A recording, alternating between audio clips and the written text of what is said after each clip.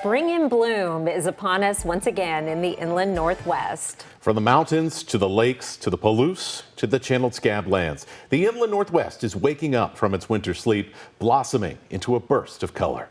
Welcome to Spring in Bloom, a 4 News Now First Alert weather special. I'm Matt Gray. And I'm Chris Crocker. We live in a spectacular area with so many outdoor activities. The only thing that gets in our way, the weather. From wind to rain to snow, we can see it all in the coming months. The most visible aspect of spring is our rivers and lakes. The winter runoff is making its way down the mountains, giving us a roaring river through downtown Spokane. To help you plan your spring adventures, we better take a look at the long-range forecast. And it is fairly unremarkable. This from the Climate Prediction Center. We have nothing to indicate that our temperatures will be anything but average. This is for spring 2026. In terms of precipitation, also average precipitation, at least that is the indication. The La Nina that brought some of the wet weather this winter is beginning to fade, and unfortunately, we could use more wet weather. This is the latest drought monitor, and we are in this yellow region through Spokane. That indicates dry. The brown is moderate drought, and any place that you see this orange color, that is severe drought. Heading into the fire season, we could use some more wet weather. Now, we had a late storm in February and a big one here in mid-March that gave our mountains a much-needed boost of snow. I have some video to share with you from Lookout Pass on the Idaho-Montana border, and boy, that is just gorgeous. Now, Matt, you have been to the backcountry in previous years to see our snowpack. Sure what is it like this year? Well, as we get ready to start the spring here, the snowpack, unfortunately, some of the lowest levels we've seen in the past 10 years. We got the rain. We didn't really get the snow. The lowest spring snowpack that we've ever had was in 2015. And while we are not very close to that, it took that big snowstorm on March 13th just to get back even with the last bad snow year we had, which was in 2024. All across our region, snowpack is consistently down compared to those historical averages. And you know what? Elevation, it plays a big role here too. Thanks to a lot of the warm temperatures we had this winter, take a look at these 3 snow stations near the town of Pierce in Idaho. The higher up you go, the closer to normal things are looking. As we head into spring, the lack of snow is concerning because of these recent trends in our spring weather. Snowpack still in the mountains on June 1st. Has gone down significantly in the last 20 years compared to where it was in the 1980s and the 90s.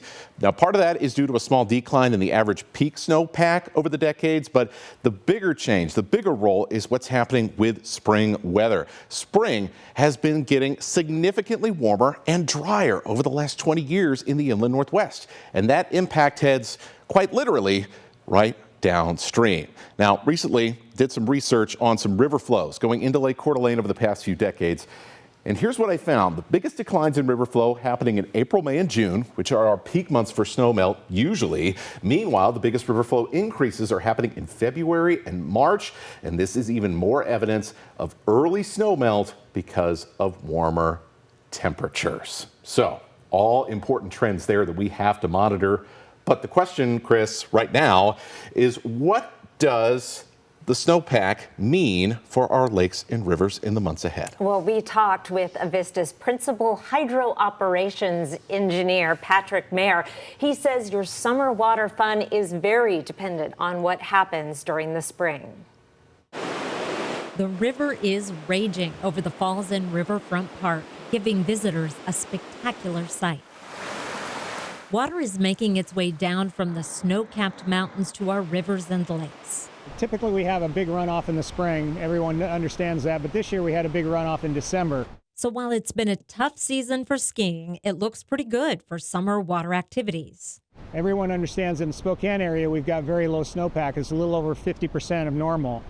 But up in Montana in the Clark Fork, the snowpack's about 85% of normal. And then up in British Columbia, which feeds the Columbia River, they're actually well above normal because they got so much snow in December.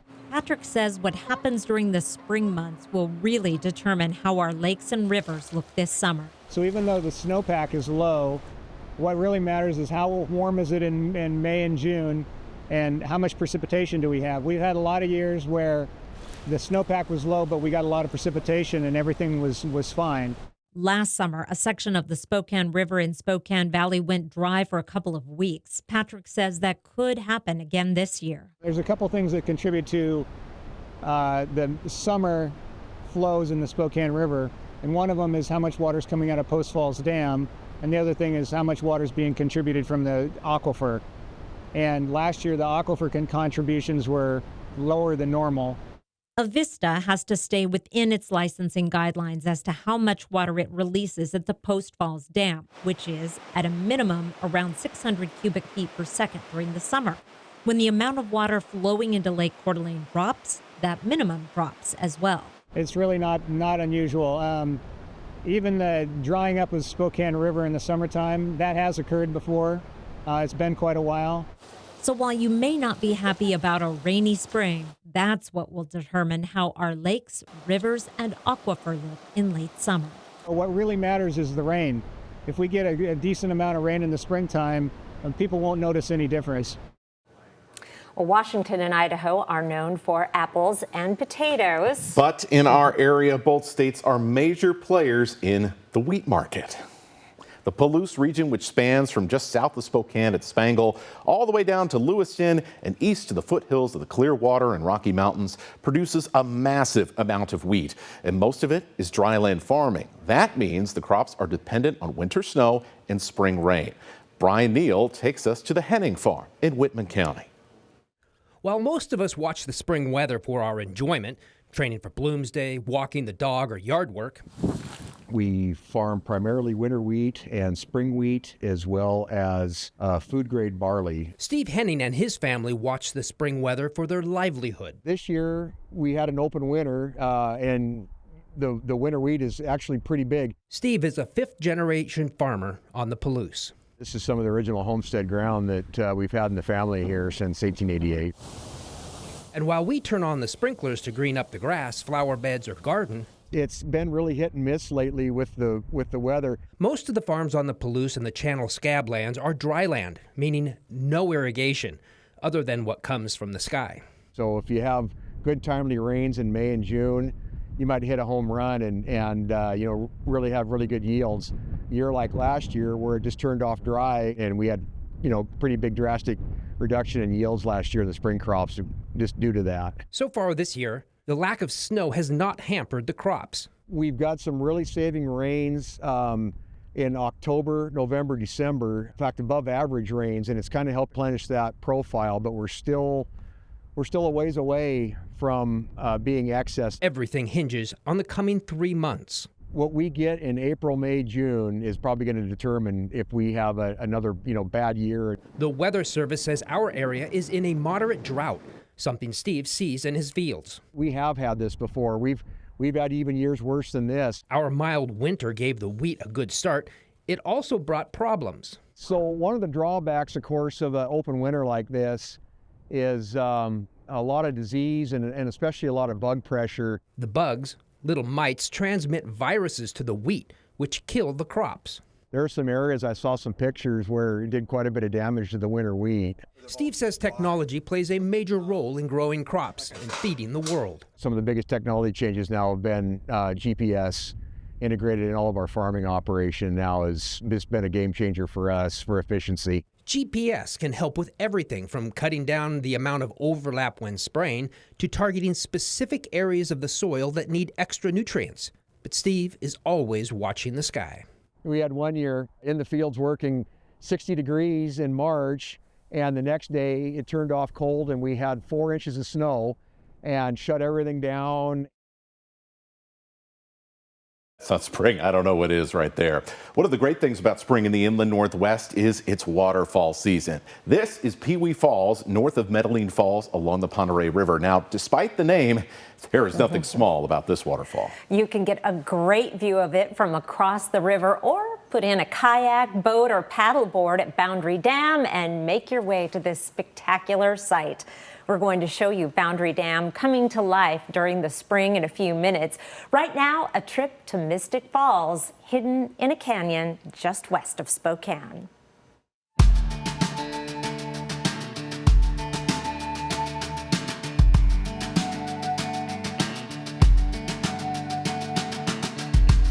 like coming down here. There's a waterfall and I bring my dog down. It's a beautiful area, lots of trails to run around on, and that waterfall is just a really cool experience to go hike down into.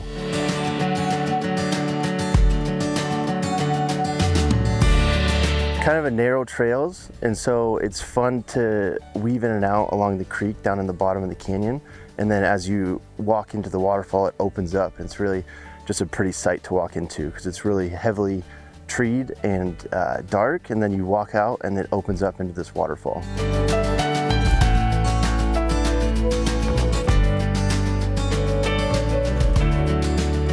And it's just a good little community that comes here and let their dogs run around and enjoy it.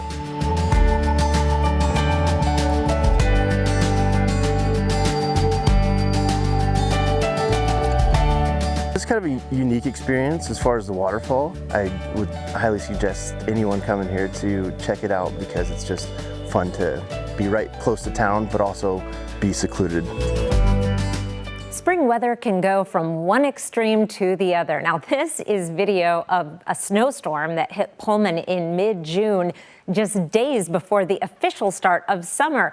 But the one constant you can always count on is the wind. Spring in Spokane is basically like turning on a fan in every room. It's our windiest season, and April is the windiest month of the year with an average wind speed of 10 miles per hour. March is not far behind, followed by May and June. Now, it's not that spring brings the biggest windstorms, but we do get more windy days back to back. By March and April, the sun gets much stronger, and that daytime heating mixes the atmosphere.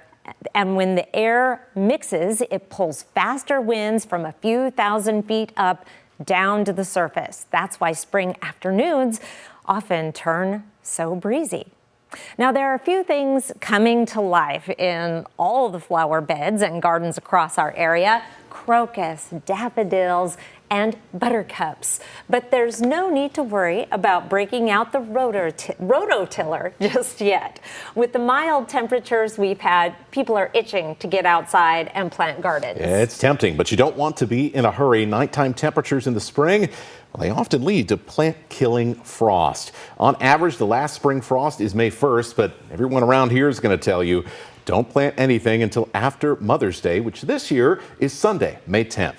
The soil needs to reach 40 degrees for safe planting. We talked with the growing experts at Lima Greenhouses in West Spokane to find out what you need to know about planting this spring.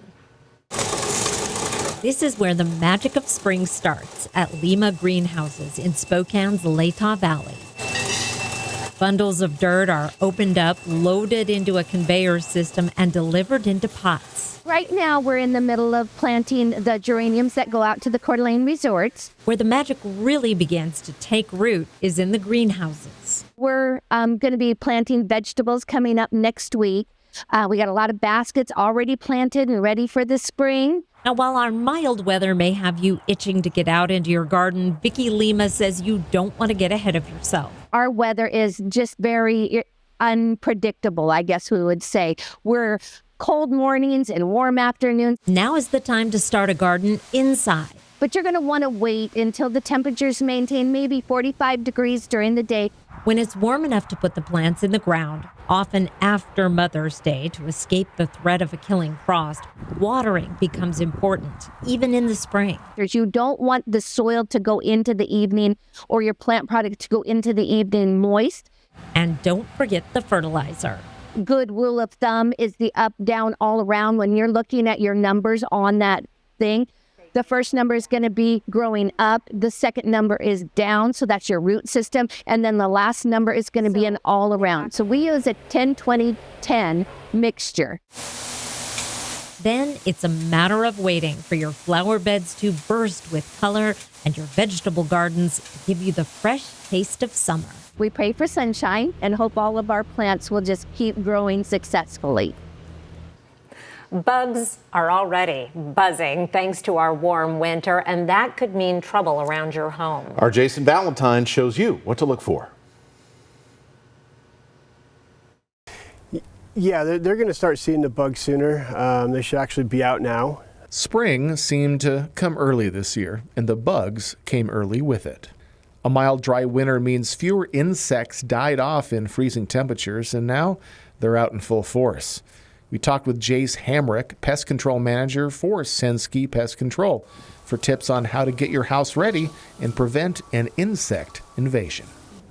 The particular bugs you're going to be looking for right now are the wasp, yellow jackets, bald-faced hornets. Those are the queens that are out moving around trying to find nesting locations.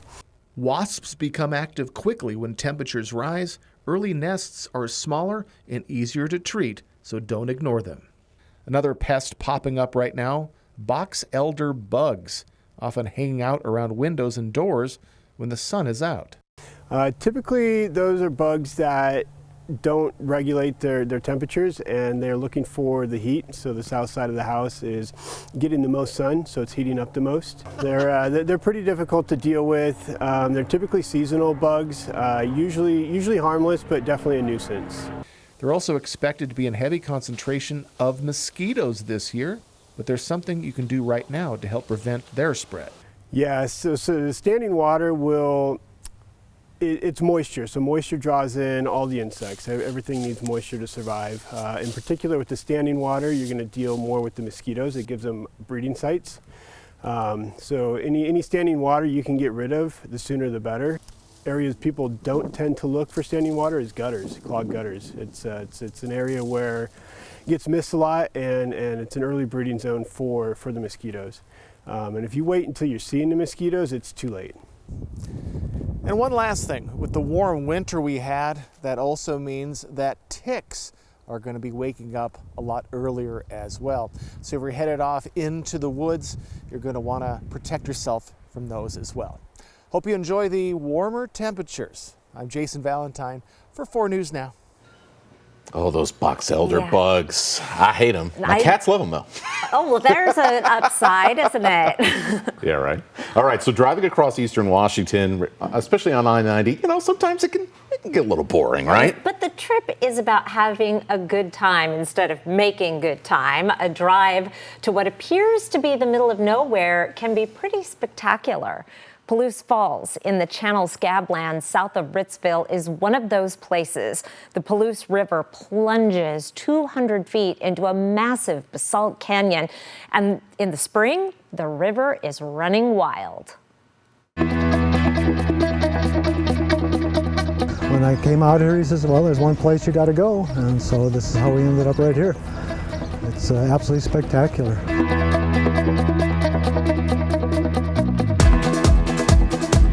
You come around the corner and all of a sudden it's shocking because you see all this flat land and then there's the waterfall, and it's hard to decide which direction to look at. It's a very humbling experience being here.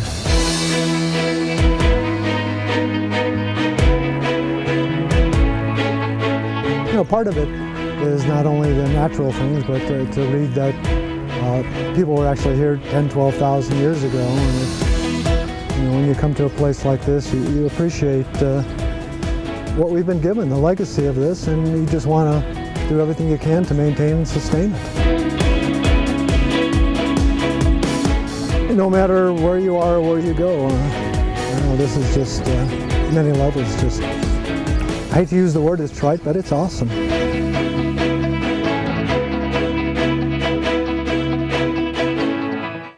It's not just the farmers who are busy this time of year. Nope. Ranchers call spring something else, calving season.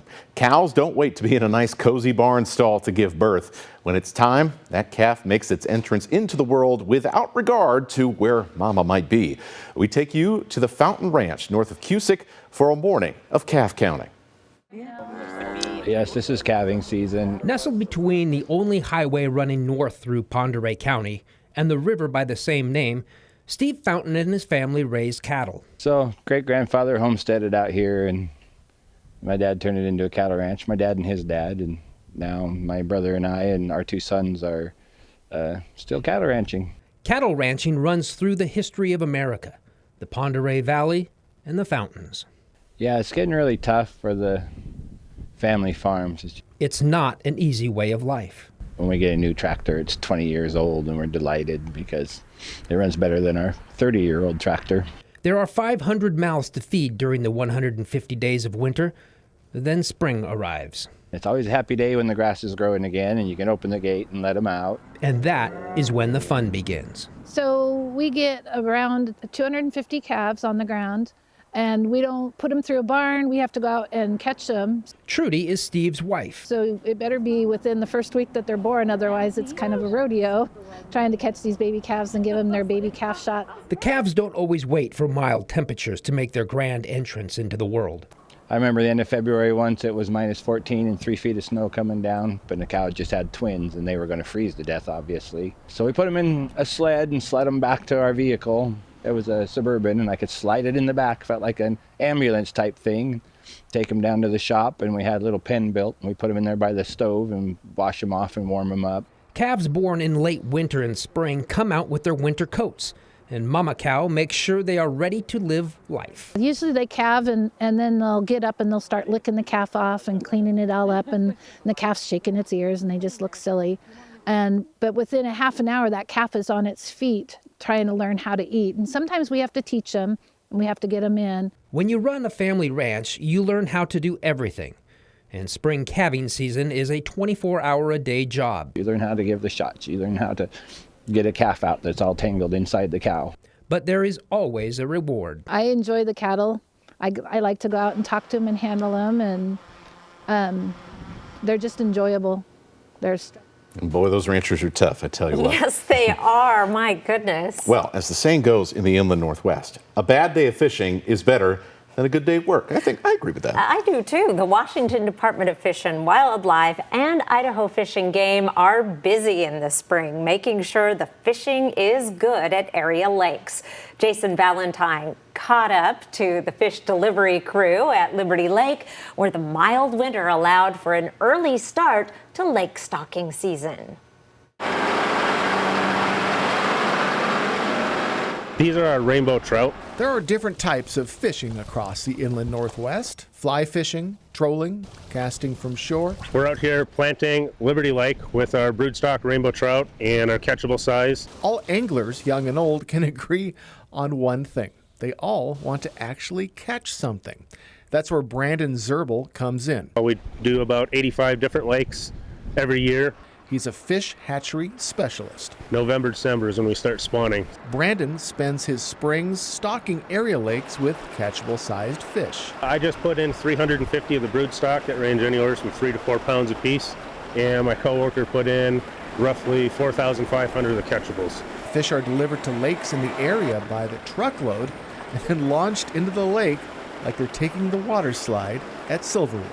Purely what we raise the fish for at the hatchery is just so you can go out and catch these fish. Idaho Fish and Game does the same thing, stocking lakes with fish that are ready to bite. I like to use just a small little marshmallow and a chunk of night crawler, but there's various different techniques. Liberty Lake opened for fishing on March 1st. Lowland Lake fishing season starts April 25th. Me personally, I think brown trout taste better. I like to throw them in a smoker. Marshmallow. Marshmallow? Good That's a new tip. Yes, we'll have to remember that. Yeah. Well, earlier we showed you the video of Pewee Falls pouring into the Pend Oreille River or reservoir behind Boundary Dam. Yeah, and often in the spring, the dam opens its opposing spill gates and creates an incredible sight with the power of water. The dam is near the Canadian border, north of Medellin Falls. Take a look at this.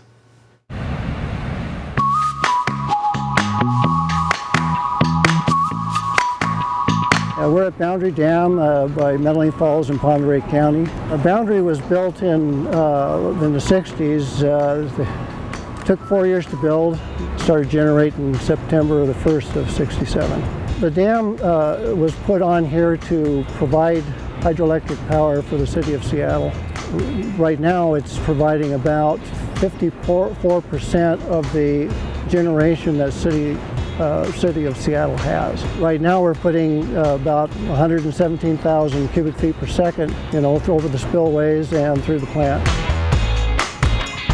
The best view, I think, is by going up towards Canada to the border, and you come up to the Vista House up on the hill up there, and there's a nice little platform there.